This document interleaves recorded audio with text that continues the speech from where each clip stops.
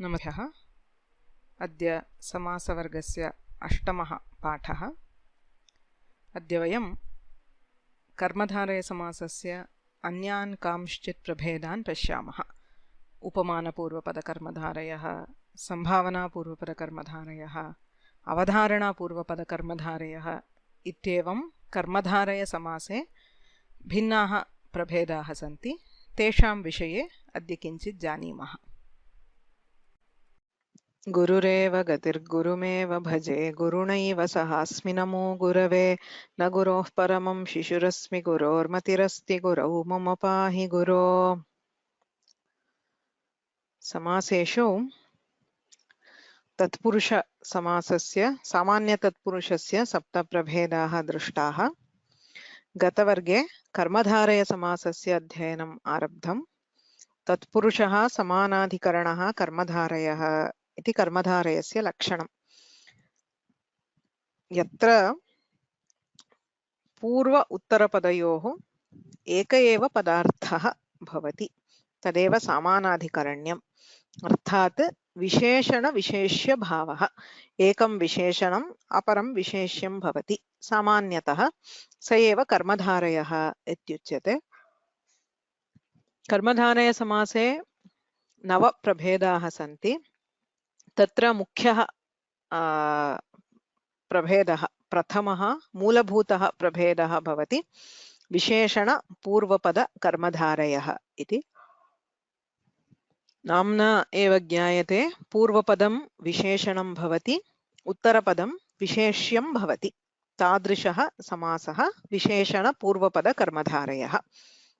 उन्नतवृक्षः, नीलमेघः, सुन्दरगृहं, भयङ्करवनं, वीरयोधाः इत्यादीनि उदाहरणानि दृष्टानि। अग्रे गच्छामः। कर्मधारयसमासस्य 9 प्रभेदाः सन्ति। वस्तुतः तत्र नामानि एवं दीयन्ते। विशेषण पूर्वपद कर्मधारयः, विशेषण उत्तरपद कर्मधारयः, विशेषण उभयपद कर्मधारयः, उपमान पूर्वपद कर्मधारयः, उपमान उत्तरपद कर्मधारयः, संभावना पूर्वपद कर्मधारयः, अवधारणा पूर्वपद कर्मधारयः, मध्यमपदलोपः, मयूरव्यंसकादयः इति 9 प्रभेदाः सन्ति। सामान्यतः नाम्नः दर्शनेनैव ज्ञायते। पूर्वपदं विशेषणं भवति, उत्तरपदं विशेषणं भवति, उभयमपि पदं विशेषणं भवति। पूर्वपदम् उपमानम्, उत्तरपदम् उपमानम्। संभावना अवधारणा इत्यनयोः अर्थम् अग्रे पश्यामः। मध्यमपदस्य लोपः। मयूरव्यंसकादिः इति कश्चित् गणः। So it's a miscellaneous kind of a thing. यदा पाणिनिः अन्येन सूत्रेण समासः न भवति तदा तस्मिन् गणे स्थापयित्वा कश्चित् समासः इति दीयते। अत्र 6 प्रभेदाः एव परीक्षायां कोविदपुस्तके निर्दिष्टाः सन्ति। विशेषण उत्तरपदस्य, विशेषण उभयपदस्य, मयूरव्यंसकादीनां च उल्लेखः नास्ति। दे आर् रेर् समासस्। किमर्थं नास्ति इत्युक्ते बहु न्यूनानि एव उदाहरणानि भवन्ति, अतः नास्ति। अन्य 6 प्रभेदानां विवरणम् अस्ति।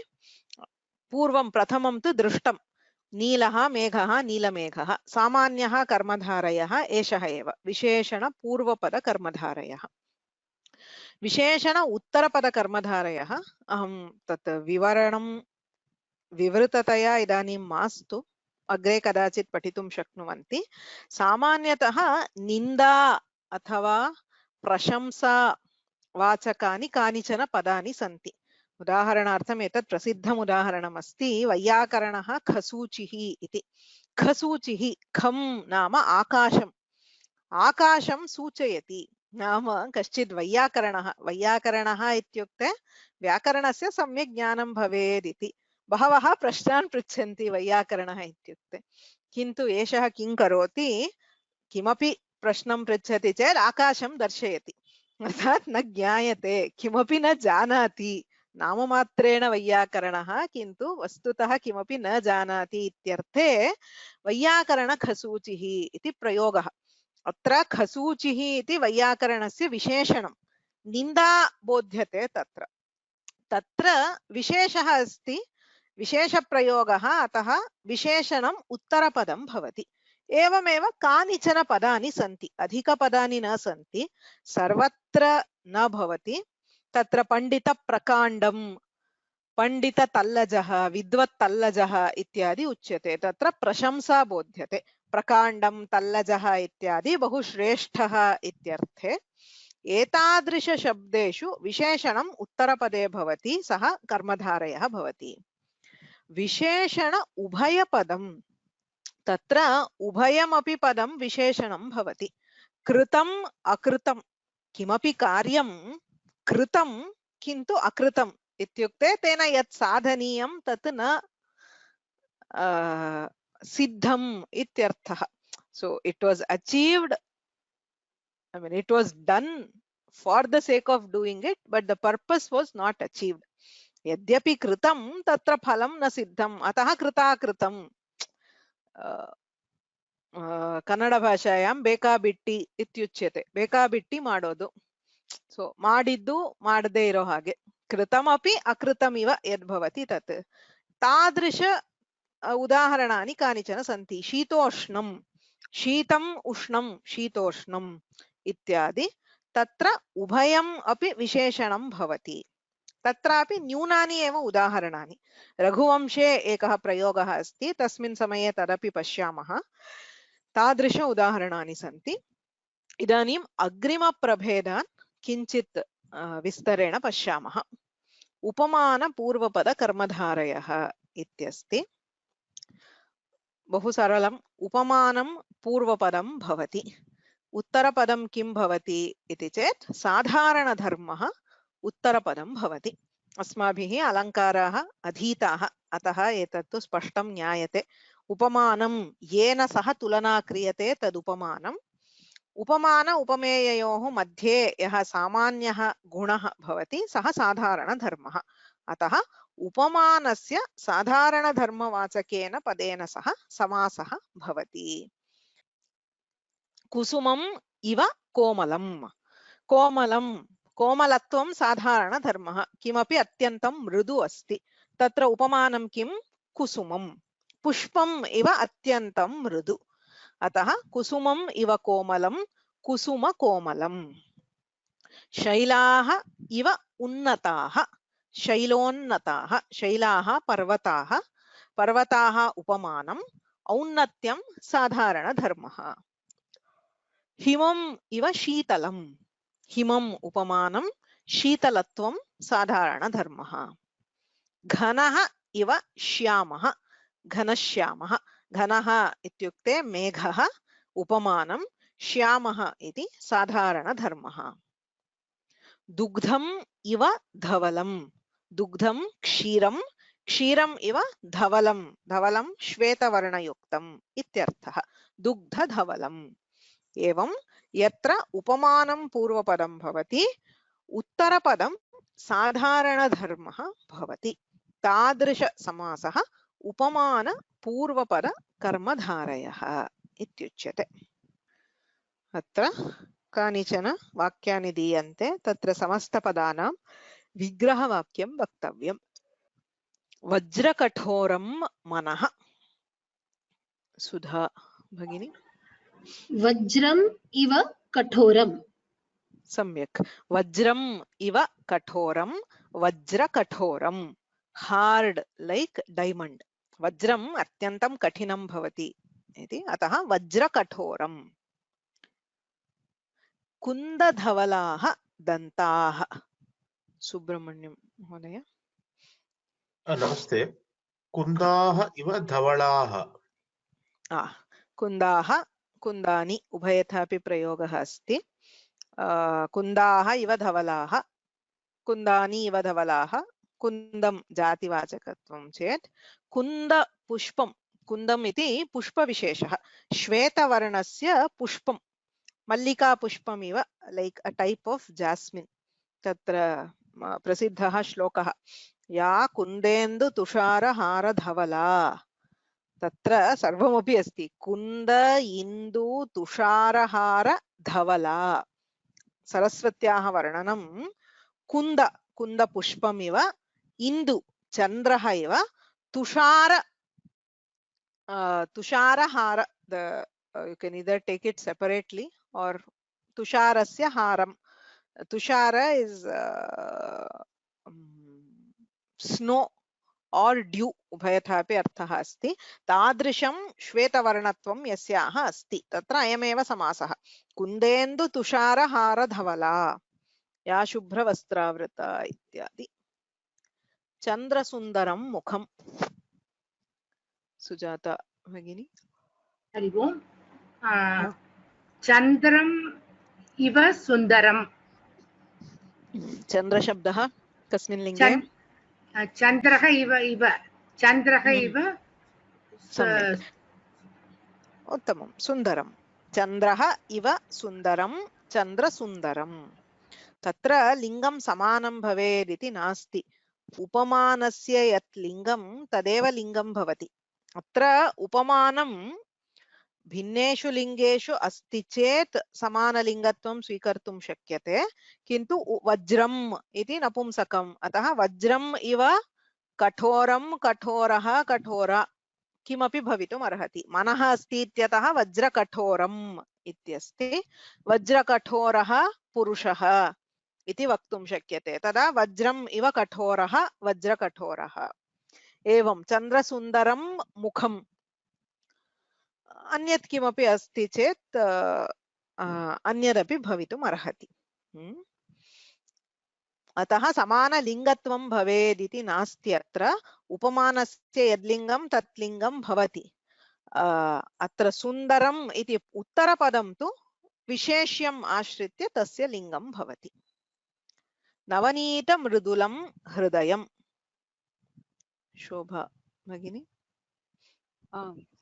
नवनीतम् इव मृदुलं नवनीतं मृदुलं नवनीतम् इव मृदुलं नवनीतं बटर् तदिव मृदुलं हृदयं कैलासगौरः वृषभः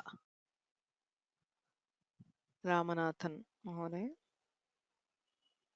कैलासः इव गौरः सम्यक् कैलासः इव गौरः कैलासगौरः अलङ्कारेऽपि उक्तं कालिदासस्य प्रयोगः सः कैलासगौरं वृषमारुरुक्षोः इति गौरः इत्यस्य श्वेतवर्णः शुभ्रः इत्यर्थः रामकृष्णराव महोदय कुशाग्रनिशिता मतिः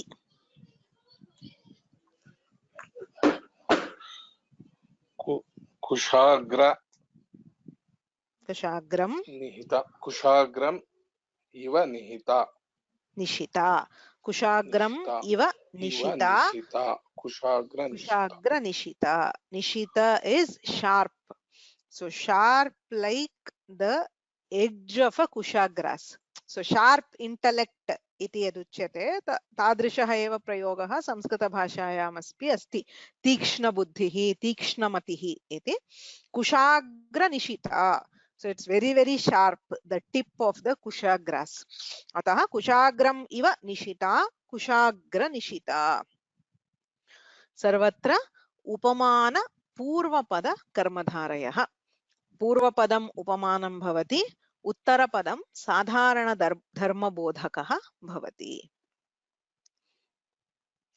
अनन्तरम् उपमान उत्तरपद कर्मधारयः अस्ति तत्र किं भवति उत्तरपदम् उपमानं भवति पूर्वपदम् उपमेयः भवति पूर्वपदम् उपमेयः उत्तरपदम् उपमानं भवति तादृशः समासः उपमान उत्तरपद कर्मधारयः नरः व्याघ्रः इव नरव्याघ्रः पुरुषः सिंहः इव पुरुषसिंहः मुखं पद्मम् इव मुखपद्मम् चरणं कमलम् इव चरणकमलम् तत्र नरः इति उपमेयः व्याघ्रः उपमानम्, पुरुषः उपमेयः सिंहः उपमानम्, मुखम् उपमेयः पद्मम् उपमानम्, चरणम् उपमेयः कमलम् उपमानम्, उत्तरपदम् उपमानं भवति, पूर्वपदम् उपमेयवाचकं भवति। तादृशः समासः उपमान उत्तरपद कर्मधारयः। तत्र उपमानम् उपमेयः च दीयते, समासः विग्रहम् उक्त्वा समस्तपदम् अपि वक्तव्यम्। राजा सिंहः, राजा उपमेयः सिंहः उपमानम्, विग्रहः किं भवति समासः किं भवति इति वक्तव्यम्। रामानुजं महोदय। राजा सिंहः राज्ञसिंहः न न न राज्ञ इति कथम् आगतम्? the pratipadikam for raja is rajnya, right? राजन्। Oh, rajan. Right. Okay. Sorry. Okay. Rajan sinhaha and nakara lopaha bhavati. So rajasinhaha. राजसिंहः सम्यक्। विग्रहवाक्यं किम्? राजा सिंहः इव। राजा सिंहः इव, सम्यक्। राजा सिंहः इव राजसिंहः इति समस्तपदं। राजन् इति प्रातिपदिकं नकारस्य लोपः भवति, राजसिंहः। वदनम् अरविन्दम्, राधा भगिनी। वदनम् अरविन्दम्, वदनारविन्दम्, वदनारविन्दं समस्तपदं, वदनम् अरविन्दम् इव। सम्यक्। वदनम् अरविन्दम् इव, वदनारविन्दम्। करः किसलयम्, महादेवन् महोदय। करः किसलयम् इव करकिसलयम्। करकिसलयम्, सम्यक्। करः किसलयम् इव। किसलयम् इस् द टेंडर स्प्राउट। तत्र सस्येषु पर्णानां नूतनतया अंकुरः यः भवति तस्य किसलयम् पल्लवम् इति नाम भवति। करकिसलयम् अत्यन्तं मृदु भवति इत्यर्थः। मृदु अपि वर्णः अपि कदाचित्, mostly the sprouts are reddish in colour in many plants. प्रिया भगिनी। स्त्रीरत्नमिव। हाँ, स्त्रीरत्नमिव, स्त्रीरत्नम्। पद्मनाभन् महोदय। पंडितः शार्दूलः इव पंडितशार्दूलः। पंडितशार्दूलः, शार्दूलः इत्यस्य व्याघ्रः इत्यर्थः। अत्र अस्मिन् समासे सामान्यतः सिंहः, शार्दूलः, ऋषभः इत्यादि उपयुज्यन्ते। तत्र साक्षात् सादृश्यम् इत्यपेक्षया श्रेष्ठत्वम् एव साधारणधर्मः। उदाहरणार्थम् अत्र पण्डितस्य शार्दूलस्य कः साधारणधर्मः? यदि राजा सिंहः इति उच्यते तत्र तु कथञ्चित् पराक्रमः, बलम् इत्यादि इति वक्तुं शक्यते। किन्तु पण्डितशार्दूलः इत्युक्ते पण्डितस्य तत्र बलं साधारणधर्मः इति न। अत्र सर्वत्र सिंहः, रत्नं, शार्दूलः, अस्य समासस्य विशेषः सः। एतानि पदानि केवलं श्रेष्ठत्वं बोधयन्ति। अग्रे अन्यदपि उदाहरणं स्यात्। इदम् उदाहरणं पश्यामः चेत् इतोपि स्पष्टं ज्ञायते। निर्मला भगिनी।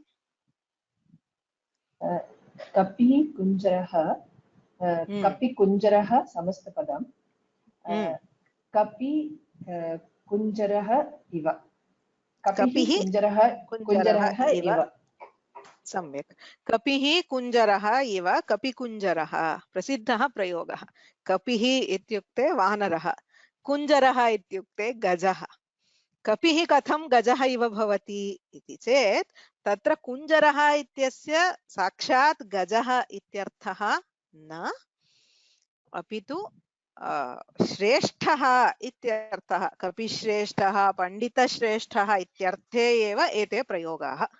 तत्र सिंहः, रत्नं, शार्दूलः, कुञ्जरः, व्याघ्रः इत्यादि अत्र अस्मिन् समासे सामान्यतः यानि पदानि भवन्ति श्रेष्ठत्वं बोधयन्ति। कदाचित् तु साक्षात् साधारणधर्मः अस्ति, मुखं कमलम् इत्यत्र एतादृश प्रयोगेषु ऋषभः, नरर्षभः इति उच्यते। नरः ऋषभः इव, तत्र सर्वत्रापि श्रेष्ठः इत्येव अर्थः। अत्र लिङ्गं किं भवति इति प्रश्ने उत्तरपदस्य एव लिङ्गं। तत्र सामान्यनियमः तत्पुरुषसमासे परवल्लिङ्गं द्वन्द्वतत्पुरुषयोः इत्यस्ति। केचन अपवादाः सन्ति, किन्तु सामान्यतः तत्पुरुषसमासे सर्वेषु प्रभेदेषु तत्पुरुषः, कर्मधारयः, द्विगुः इत्यादि सर्वत्र उत्तरपदस्य यत् लिङ्गं तदेव लिङ्गं भवति। केचन अपवादाः सन्ति।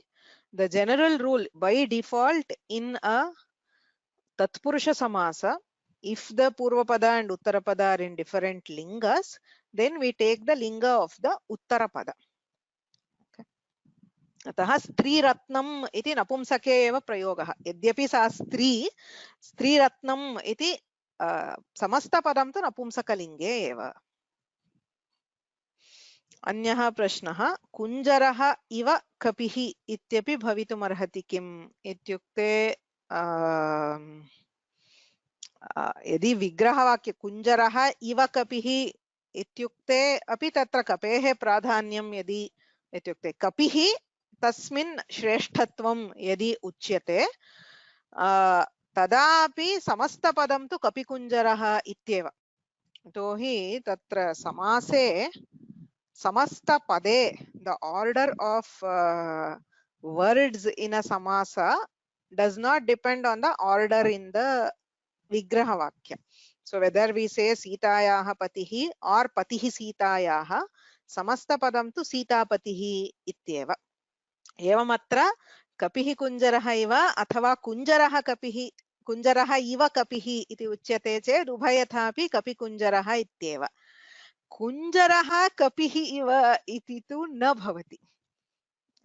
प्रश्नस्य स एव आशयः। कुञ्जरः कपिः इव इति न भवति तत्र, यतोहि तत्र गजस्य कपेश्च साक्षात् सादृश्यं नास्ति। अत एव मया यदुक्तम्, अत्र यदा उत्तरपदं श्रेष्ठत्वबोधकं सिंहः, व्याघ्रः, गजः इत्यादि श्रेष्ठत्वं प्रतिपादयन्ति, अतः कपिकुञ्जरः इत्यत्र कपिश्रेष्ठः इत्यर्थः भवति। किन्तु कुञ्जरः कपिः इव इत्युक्ते तत्र कपिशब्दः श्रेष्ठत्वबोधकः नास्ति, अतः तादृशः प्रयोगः नास्ति। अग्रे गच्छामः। अग्रिमः कर्मधारयप्रभेदः अवधारणा पूर्वपदकर्मधारयः इति। अवधारणा इत्युक्ते एवकारेण यः एम्फसिस् इत्युच्यते। अवधारणा इत्यस्य शास्त्रे विशिष्टः अर्थः अस्ति। अयोगव्यवच्छेदः, अन्ययोगव्यवच्छेदः इत्यादि। सामान्यतः एव इति शब्देन यत् एम्फसिस् दीयते तदेव अवधारणम् इति कथ्यते। अत्र विशेषणम् अवधारणारूपं भवति, तेन सह विशेष्यं भवति। विद्या एव धनं विद्याधनम्। सो धनम् अस्ति, धनं बहुविधं भवति। धनम् इत्युक्ते किम्? अस्माकं किमपि क्रेतुम् अथवा गौरवादिकं प्राप्तुम् एकं साधनं। धनं बहुविधं भवति, यथा गावः धनं भवन्ति, अथवा गृहादिकं real estate, that is also wealth. So wealth is of different kinds. So knowledge is also a wealth. So yatra vidya eva dhanam ityuchyate tat vidyadhanam. So etadrishah samasah avadharana purvapada karmadharayah iti uchyate. Jnanam eva agnihi jnanagnihi. अत्र विग्रहवाक्ये एव शब्दः अवधारणां बोधयितुम् एव प्रयुज्यते। वस्तुतः विद्यारूपं धनं, विद्या एव धनस्य विशेषणं। धनं बहुविधम् अस्ति, तत्र कीदृशं धनम् इति चेत् विद्या इति यद्धनम् अस्ति तद्धनम् इत्यर्थः। अवधारणां स्पष्टतया बोधयितुं विग्रहवाक्ये एव इति उपयुज्यते।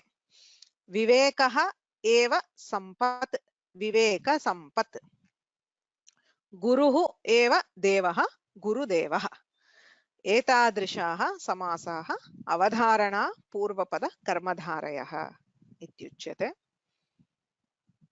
अत्र कानिचन वाक्यानि सन्ति, तत्र समस्तपदस्य विग्रहवाक्यं वक्तव्यम्। ज्ञानाग्निः सर्वकर्माणि भस्मसात् कुरुते अर्जुन, भगवद्गीतायाः वाक्यं। महालक्ष्मी भगिनी। ज्ञानम् एव अग्निः। ज्ञानम् एव अग्निः, ज्ञानाग्निः। जयश्री भगिनी। कीर्तिश्रिया समृद्धः अयं सज्जनः। कीर्तिः एव श्रीः। कीर्तिः एव श्रीः, कीर्तिश्रीः तया, कीर्तिश्रिया। श्रीः इत्युक्ते धनं सम्पत् इत्यर्थः। तस्य किं सम्पत् इत्युक्ते उत्तम कीर्तिः, यशः एव सम्पत्, धनम् इत्यर्थः। भगवन् भक्तिसम्पदम् अनुगृहाण। भक्तिः एव सम्पत् ताम्, सम्पत् इति स्त्रीलिङ्गे। भक्तिः एव सम्पत्, भक्तिसम्पत्, ताम् भक्तिसम्पदम् अनुगृहाण। वाग्बाणैः मा प्रहर। चन्द्रशेखरन् महोदय। वाक् एव बाणं, बाणः तैः बाणः वा? बाणाः शराः। वाक् एव बाणः, वाग्बाणः तैः। अवनितलं पुनरवतीर्णा स्यात् संस्कृत गंगाधारा, प्रसिद्धं गीतमस्ति। तत्र अविनाश महोदय। अवनीतलं पुनर्वर्तिर्णा स्यात् संस्कृत गंगाधारा। संस्कृतम् एव गंगाधारा। सम्यक्, संस्कृतम् एव गंगाधारा। उत्तमं। संस्कृत गंगाधारा। सो संस्कृतम् एव तत्र गंगाधारा, सा पुनः भूलोकम् आगच्छतु इति एकं गीतमस्ति। कथम् अहं दारिद्र्यनरकात् मुक्तिं प्राप्नुयाम्? सुधा भगिनी। दारिद्र्य एव नरकः तस्मात्। दारिद्र्यम् एव नरकः तस्मात्, दारिद्र्यनरकात् मुक्तिं प्राप्नुयाम्। एवम् अवधारणा पूर्वपद कर्मधारयः दृष्टः। अग्रिमं संभावना पूर्वपद कर्मधारयः। अत्यन्तं सरलम्। अत्र संभावना इत्युक्ते संज्ञा इत्यर्थः। a proper noun. So a samasa of a proper noun with a common noun. तत्र जातिः इत्युक्ते जाति शब्दस्य संस्कृते class ityarthah, a group of things which have the same attributes. So it has nothing to do with caste. So jati is class. Okay, so say a tree or anything, a common noun. Basically jati is a common this one. So a name for a class ityarthah. So Ganga iti nadi, Ganga nadi. Ayodhya iti nagari, Ayodhya nagari. So atra iti ityanena vigrahavakkye tatsya eva namadheyam iti suchyate. So amraha iti vrikshaha, amra vrikshaha. Himalayaha iti parvataha, Himalaya parvataha. Purvapadam namadheyam bhavati chet. So if the first word is a name, we call it as sambhavana purvapada karmadharayah. अत्र अभ्यासः अपि नापेक्षितः स्यात्, अत्यन्तं सरलम् एव। अन्तिमः कर्मधारय प्रभेदः मध्यमपदलोपी कर्मधारयः। अत्र समासे किम् इत्युक्ते एकम् उदाहरणं पश्यामः। शाकपार्थिवः इत्यस्ति। शाकम् इत्युक्ते शाकानि वेजिटेबल्स्, पार्थिवः राजा। शाकस्य पार्थिवस्य च कः सम्बन्धः? समासः कदा भवति? पूर्व उत्तरपदयोः कश्चित् सम्बन्धः भवेत्। कानिचन समस्तपदानि सन्ति यत्र पूर्व उत्तरपदयोः साक्षात् सम्बन्धः कोऽपि नास्ति। यथा शाक पार्थिव, शाकस्य पार्थिवस्य कः सम्बन्धः इति चेत् अत्र अस्माभिः किं क्रियते? अर्थम् आश्रित्य पूर्व उत्तरपदयोः मध्ये सम्बन्धकल्पनाय पदस्य अध्याहारः क्रियते।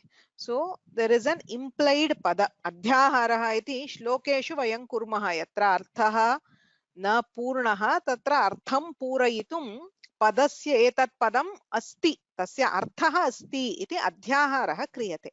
एवम् अत्रापि शाकपार्थिवः इत्युक्ते कः?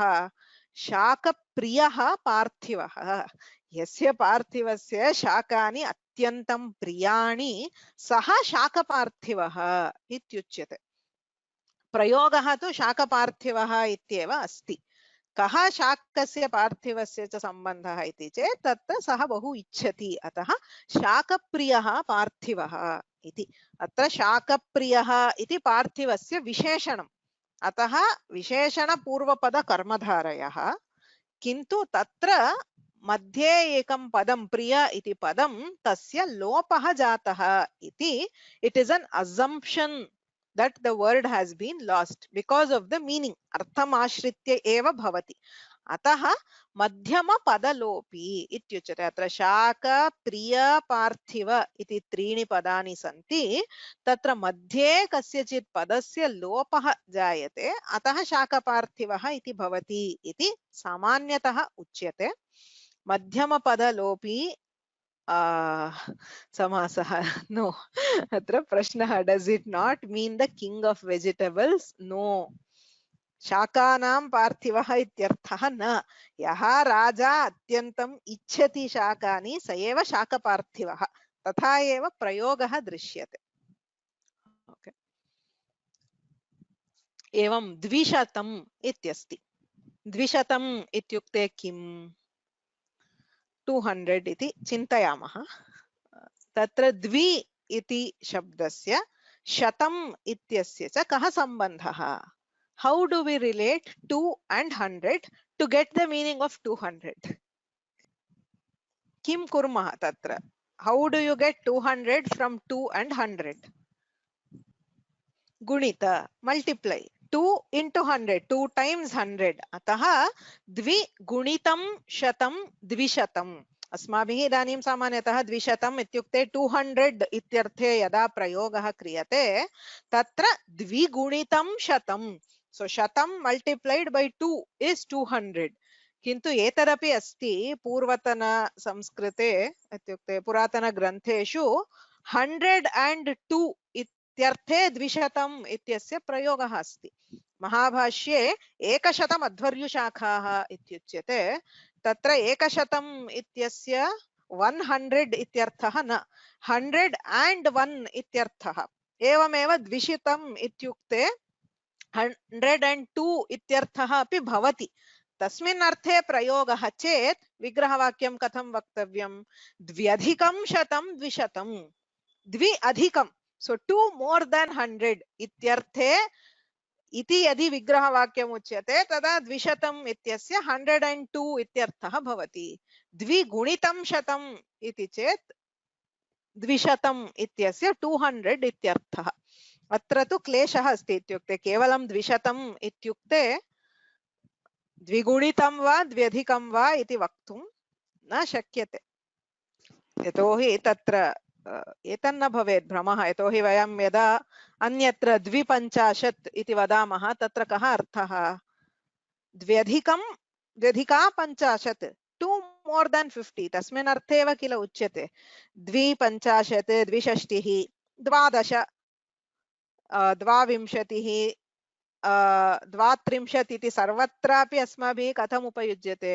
द्व्यधिकम् इत्यर्थे एव उपयुज्यते। तर्हि द्विशतम् इत्यत्रापि सः अर्थः सामान्यतः सहजतया स एव अर्थः भवति, किन्तु प्रयोगः उभयथापि अस्ति। अतः तत्र अन्यत् प्रमाणम् आश्रित्य एव. So to know the exact meaning of dvishata, you have to look at the context and how it has been used. अद्यतन व्यवहारे द्विशतम् इति 200 इत्यर्थे एव उपयुज्यते, किन्तु 102 इत्यर्थः अपि अस्ति। एवञ्च अत्र अस्मिन् मध्यमपदलोपी कर्मधारये पूर्वपदे समस्तपदं विशेषणं भवति। सो शाकप्रियः इति पार्थिवस्य विशेषणं, द्विगुणितम् इति शतस्य विशेषणं, समस्तपदं विशेषणं भवति, उत्तरपदं विशेष्यं भवति। तत्र पूर्वं यत् समस्तपदम् अस्ति तत्र द्वितीयभागस्य लोपः भवति, मध्यमपदलोपः। वस्तुतः पदत्रयं, पूर्वमेव पदद्वयम्, इदानीम् एकं पदं, तत्र मध्ये विद्यमानस्य पदस्य लोपः जातः, अतः मध्यमपदलोपी कर्मधारयः इत्युच्यते। अर्थम् अविज्ञाय अयं समासः वक्तुं न शक्यते। If you don't know the meaning of the compound word, you cannot guess at the vigraha vakya, right? तत्र अभ्यासेन पुनः तत्र प्रसङ्गज्ञानेन अवगन्तुं शक्यते। यथा देवब्राह्मणः इत्यस्ति, कः अर्थः? देवपूजकः ब्राह्मणः, देवब्राह्मणः। पञ्चविंशतिः, पञ्चाधिका विंशतिः, पञ्चविंशतिः। छायातरुः, अत्र क्रमे व्यत्ययः जातः, पूर्वं समस्तपदं दातव्यमासीत्। छायातरुः इति प्रयोगः अस्ति। छायाप्रधानः तरुः, छायातरुः। मेघदूतस्य प्रथमश्लोके प्रयोगः अस्ति, स्निग्धच्छाया तरुषु वसतिं रामगिर्याश्रमेषु इति। छायातरुः इत्युक्ते किं? सर्वेषामपि तरूणां छाया भवत्येव किल, all trees have shadows. So छायातरुः इत्युक्ते कः अर्थः? छाया प्रधानः, यत्र सर्वदा छाया भवति, छायार्थमेव तेषां वृक्षाणां वर्धनं क्रियते, न तु फलार्थं न वा पुष्पार्थम् इति। तादृशाः छायातरवः। पर्णशाला, पर्णनिर्मिता शाला, पर्णशाला। पर्णैः निर्मिता, पर्णनिर्मिता, तादृशी शाला। शाला इत्यस्य सामान्यतः कश्चित् प्रकोष्ठः इत्येव अर्थः। पर्णशाला। परशुरामः, परशुप्रहरणः रामः। प्रहरणं नाम आयुधं, परशुः प्रहरणं यस्य सः परशुप्रहरणः। परशुप्रहरणः रामः, परशुरामः। Otherwise you cannot directly relate, as I said, Parashu and Rama. How do you relate them? Only by saying that Parashu is his ayudha. एते अर्थाः अस्माभिः ज्ञायन्ते। परशुरामः इत्युक्ते तस्य आयुधं परशुः इति सर्वे जानीमः। तस्यैव विग्रहवाक्यम् एवम् उच्यते। तत्र आयुधशब्दः लुप्तः अस्माभिः ज्ञायते, किन्तु तत् पदं तत्र नास्ति। शाखामृगः, शाखामृगः इत्युक्ते कपिः इत्यर्थः। शाखा इस् अ ब्रांच, मृगः। तत्र कपिः किं करोति? शाखायां लम्बते, so it swings or it lets itself hangs from the branches. शाखा प्रसक्तः मृगः, शाखामृगः। एवं अर्थम् आश्रित्य अत्र मध्ये कस्यचित् पदस्य अध्याहारः क्रियते मध्यमपदलोपी कर्मधारये। मुरलीकृष्णः इति केनचिदुच्यते, सत्यं। मुरलीकृष्णः इत्युक्ते किं? मुरलीवादकः कृष्णः, मुरलीकृष्णः। वेणुगोपालः, वेणुवादकः गोपालः, वेणुगोपालः। सर्वत्र तथैव, सम्यक्। द्विषड्भुजः इत्युक्तं सत्यं, तत्रापि द्विगुणितं षट्, द्विषट्।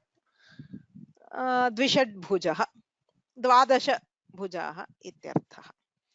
शाकाहारी इत्यत्र तु न भवति, तत्र तु शाकम् एव आहारः शाकाहारः अथवा शाकस्य आहारः शाकाहारः, शाकाहारः अस्य अस्ति इति शाकाहारी।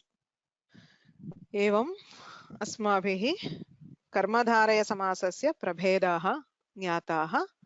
तत्र विशेषण पूर्वपद कर्मधारयः सामान्यः यत्र विशेषणं पूर्वपदं भवति, यथा नीलः मेघः नीलमेघः। उपमान पूर्वपद कर्मधारयः तत्र उपमानं पूर्वपदं भवति, उत्तरपदं साधारण धर्मवाचकं भवति। उपमान उत्तरपद कर्मधारये उत्तरपदम् उपमानं भवति, पूर्वपदम् उपमेयः भवति। संभावना पूर्वपद कर्मधारये उत्तरपदं जाति अथवा वर्गवाचकं भवति, पूर्वपदं संज्ञा a name of something भवति। अवधारणा पूर्वपद कर्मधारये पूर्वपदं अवधारणा बोधकं भवति। सो विद्यारूपं धनं विद्या एव धनं विद्याधनम् इति। मध्यमपदलोपी कर्मधारये कस्यचित् पदस्य लोपः, पूर्वपदं विशेषणं भवति, समस्तपदं भवति, तत्र एकस्य पदस्य लोपः भवति, शाकपार्थिवः इति। विशेषण उत्तरपदकर्मधारये उत्तरपदं विशेषणं भवति, एतत् सर्वत्र न भवति, विशिष्य केषाञ्चित् शब्दानामेव निन्दावाचकानां प्रशंसावाचकानां केषाञ्चित् पदानामेव अयं समासः भवति। विशेषण उभयपदकर्मधारये पदद्वयमपि विशेषणं भवति, अत्रापि बहवः नियमाः सन्ति। It is also a very rare samasa. मयूरव्यंसकादयः इति अपरः अन्तिमः प्रभेदः अस्ति। It is a miscellaneous collection of tatpurusha समासस्. Those तत्पुरुष समासस् which do not fit in any category are usually put under mayuravyamsakadi. So there is no general rule for mayuravyamsakadi. So it is just a random collection of many different words. One of the examples is this: anyaha deshaha deshantaram, anyaha margaha margantaram, anya gatihi gatyantaram ityadi uchyate. Tatra anya ityarthe antara shabdah upayujyate. Deshantaram means a different country, margantaram a different way ityartha. This is one of the examples. Tatra bahuvidhaah shabdaah santi. Pandita prakandam pandita tallajah ityartha kaha arthah iti. Shreshthah panditah ityarthah. Tatra prakandam uddhatallajau macharchika अमरकोशे काचित् पंक्तिः अस्ति मतल्लिका मचर्चिका प्रकाण्डम् उद्धतल्लजौ एते पञ्च शब्दाः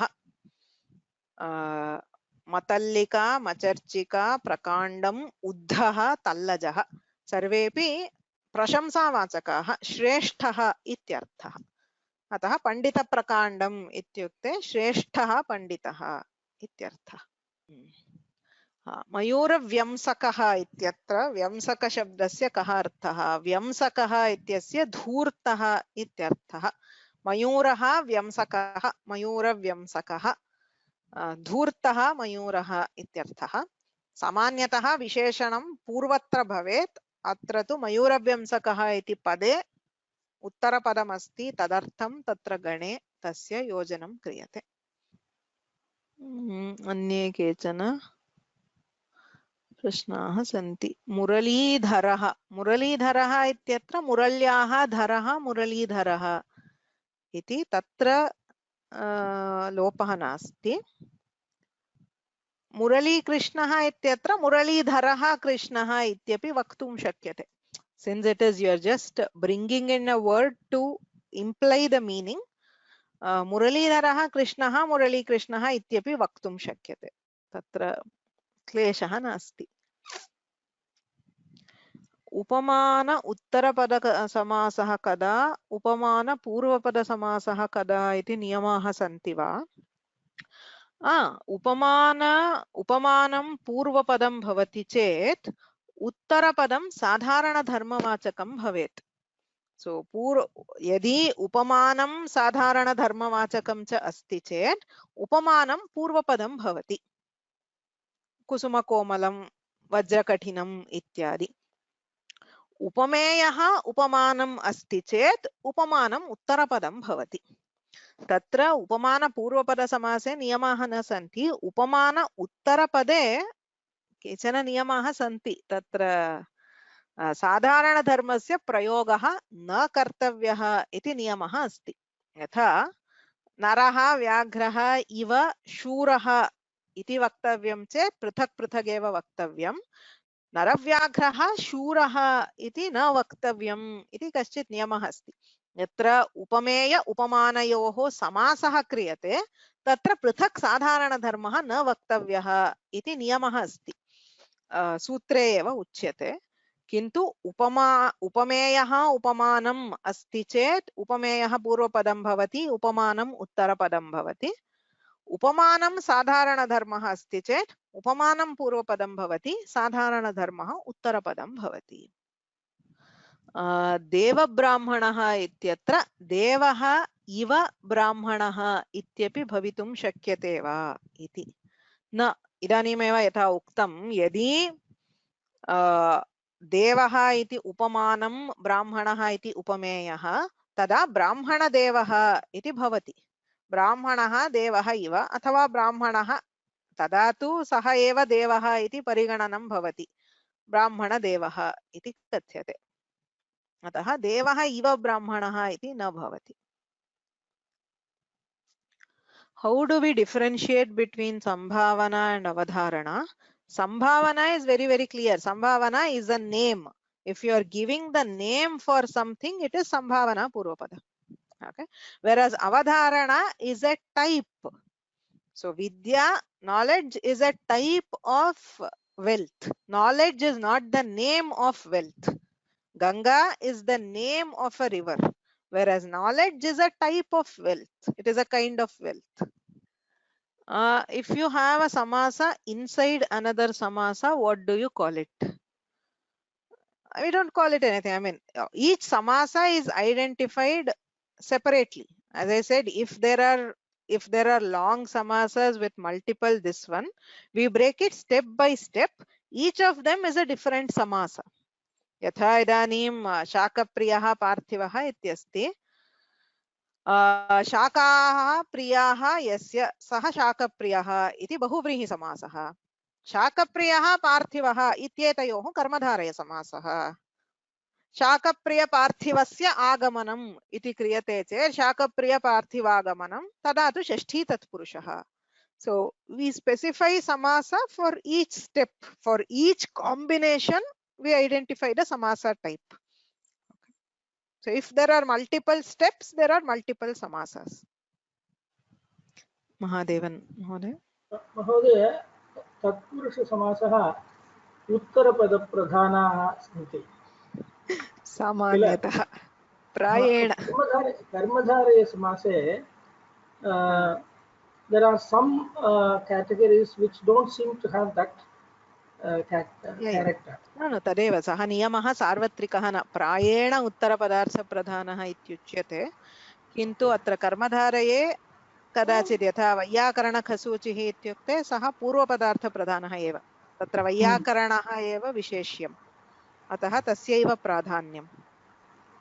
एवं अन्यत्रापि कुत्र नरव्याघ्रः इत्यत्र नरः एव प्रधानः, पूर्वपदार्थप्रधानः। सत्यम्। तत्पुरुषः उत्तरपदार्थप्रधानः इति प्रायिकः नियमः।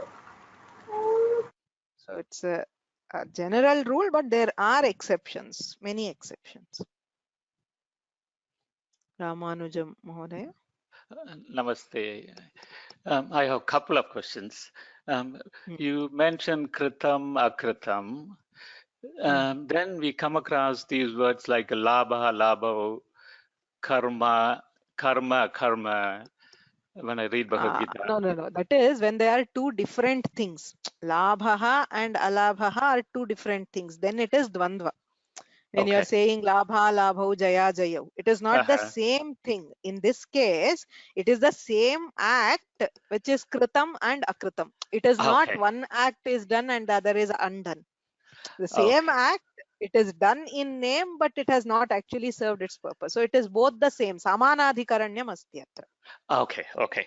Thank you. So the second one, if I say like Neelamegaya Namaha, Atra Neelamegaha, is it Bahuvrihi or still Karmadharaya? What do you intend by Neelamegha? I mean, are you doing namaskara to the Megha itself or to somebody who possesses a Neelamegha? I mean, if there is somebody, I don't know who it is. Okay. So if I say then Neelamegaya Krishnaya Namaha, if in that case, but Krishna is not Neelamegha. You cannot say, I mean, Krishna himself is not Neelamegha.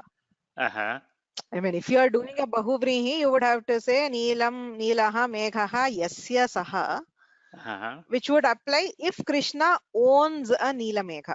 Like, for example, okay, let me clarify. If I say Aham Pitambaram Dharami, then it means Aham Pitam Ambaram Dharami. But if I say Aham Pitambaram Namami, then it is Pitam Ambaram Yasya. So somebody who is wearing or who is possessing a Pitambara, which is Vishnu. Okay. So that way here in Neelamegha you cannot do it. If you have something else, you can do it. So there it can be Karmadharaya or Bahuvrihi depending on the context. So I mean, you have mentioned a few times before. I have to get it in my head.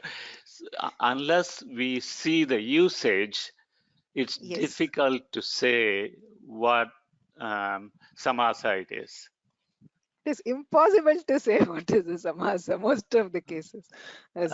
For few cases, especially since we already know the meaning out of context, we tell it. But a samasa by default, it is artha pradhana. So unless you have the context, you cannot get the samasa correctly. Correct. So in majority of the cases, it is true. Okay. So you can tell the exact samasa only when you have a context to it. Okay. I have one more question. Yes. So I've been reading Bhagavad Gita, and then I came across this word Sarva Bhutatma Bhutatma. Then I was trying to find out the samasa Sarva Bhuta Atma. So when I came to Atma Bhuta, I didn't know exactly what samasa it is. Right. So I have to actually, I mean, because this is a very philosophical one, I'll have to look at the commentary. That is why. So how have the commentators interpreted it is important. So Sarva Bhuta, Atma Bhuta, Atma. I cannot answer it offhand because again, I don't know what exactly is the meaning intended there. So that will require me to go into the context and see the Vyakhyana. And many times, I mean, if you keep reading all these Vyakhyanas, they give a totally different interpretation based on the samasa itself. Like one commentator interprets it as one particular samasa, the other commentator may interpret it as totally different and give a totally new dimension. Oh, okay. It's very possible because of the nature of the samasas. Okay. So, I was thinking, okay, Sarva plus Bhuta, Sarvani Bhuta, Sarva Bhuta, and then Bhutanam Atma, Bhuta Atma. Then when I came to Atma Bhuta, I didn't know exactly what it means. Okay. Exactly. So I mean, for this particular case, I can look up this one, how it is interpreted and let you know. Okay. Because not sure. Thank you so much. Thank you. Really appreciate it. Thank you. Okay. Any other questions? Yes, Jayashree. Bhagini, Shankara Bhashya says, Sarva Bhutatma Bhutatma, Sarvesham Brahmadinam, Stamba Paryantanam, Bhutanam, Atma Bhuta Atma. प्रत्यक्चेतनः यस्य स सर्वभूतात्मा भूतात्मा. What is it? Atma bhutah atma. I'll read it again.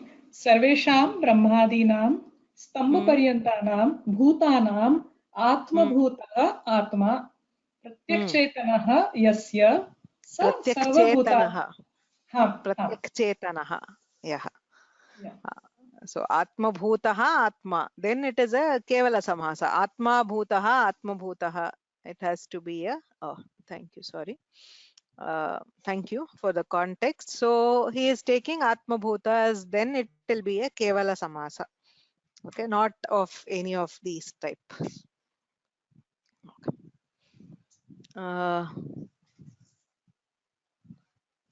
Okay, so what will be the samastapada for Devanam Brahmanaha? If there is a word, it would be Deva Brahmanaha. But the question is, will that meaning fit? I mean, what does it mean? A Brahmana who belongs to the Devas ityarthaha. Tasmin arthe Deva Brahmanaha ityeva bhavati. किन्तु देवब्राह्मणः इत्यस्य प्रयोगः यत्र अस्माभिः क्रियते तत्र तु देवपूजकः ब्राह्मणः एव देवब्राह्मणः इति अभिप्रेतः अर्थः अतः तथा विग्रहवाक्यम् उच्यते. See, the difference is going from vigraha to samasa and going from samasa to vigraha is two totally different things. If you are given a vigraha vakya, you can easily tell what is the samasa. Okay, there will not be any confusion.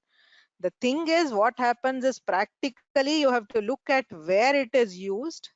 In usage, you will see the samastapada. For that samastapada, what is the correct vigraha vakya? That is the challenge.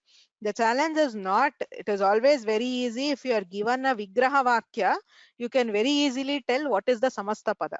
That is not the problem. The problem is when we see something in context, how is it, what is the meaning in which it is used and how do we express it? Tatraiva kleshaha adhikaha bhavati. Okay, there is one more question, last question for the day. I think we are running out. So what is the, okay, there are two questions about Vyamsaka. Why is it called a Mayura Vyamsakadi? See, if you know the Paninian terminology, the samasa is not Mayura Vyamsaka samasa. It is Mayura Vyamsakadi. In Paninian system, we have several cases where he puts together a set of words as a gana. We call it gana in the terminology. The gana, he doesn't come up with a different name for a gana. Every gana is named after the first member of that class. The Paninian system is very, very scientifically done. Like if you are familiar with any of the programming languages and all, there are classes. Okay, so where you put in things with similar attributes. For example, the pronouns, what we call the sarvanamas. So what Panini does is he puts together a set of 35 words. Sarva, Vishwa, Ubha, Ubhaya, Datara, Datama, etc. And that class is called Sarvadi. That is beginning with Sarva. So Sarvadi is the name of a class. All things belonging to that class share a common attribute. In that case, it is called Sarvanama. Similarly, Mayura Vyamsakadi means it is a class of words. So Panini basically gives a list of words which don't fit elsewhere. And that gana, he just puts it as these are there. So it is purely based on prayoga, that is such words have been used. And that gana is called Mayura Vyamsakadi. A class starting with the word Mayura Vyamsaka is the first member of that gana. Okay. And again, instead of, you cannot give it a common name because there is no common factor among the words. They are all different kinds of words. So we just refer to it, like say for the other karmadharayas, we give it a name based on what is the common factor. Say in all these samasas, Visheshana is the Purvapada. In all these Upamana is the Purvapada. So there is no such rule which will apply for that type. It is just a collection starting with the word Mayura Vyamsaka. That is why we call it as the Mayura Vyamsakadi Samasa. Okay. Yes, like bhvadi, adadi, etc. We also have in Dhatu Patha also we have such ganas. We also have other ganas.